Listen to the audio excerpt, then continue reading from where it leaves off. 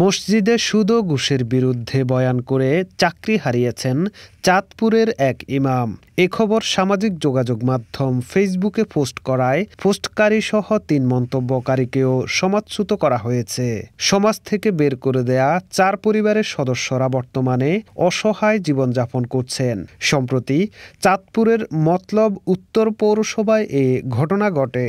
জানা যায়, চাঁদপুরের মতলব উত্তর পৌরসভার ১ নম্বর ওয়ার্ডের বাসিন্দা মোহাম্মদ সাইফুদ্দিন ব্যাপারী স্থানীয় মসজিদের ইমামকে চাকরি থেকে বাদ দেয়ায় ক্ষুব্ধ হয়ে গত ২২ জুন সামাজিক যোগাযোগ মাধ্যম ফেসবুকে সুদ ঘুষের বিরুদ্ধে বয়ান দেয়ায় ইমামের চাকরি গেল এ নামে একটি পোস্ট করেন।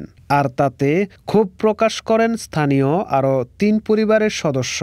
সামাজিক যোগাযোগ মাধ্যমে পোস্ট করায় মসজিদ কমিটি ও এলাকাবাসীর সম্মানহানি হয়েছে দাবি করে ২৯ জুন সন্ধ্যায় এক বৈঠকের মাধ্যমে ওই ৪ পরিবারকে সমাজ থেকে বের করে দেয়া হয়।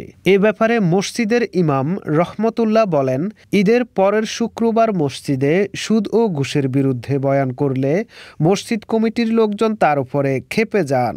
তখন ইমামকে চাকরি ছেড়ে দিতে বাধ্য করে বলেও জানান তিনি।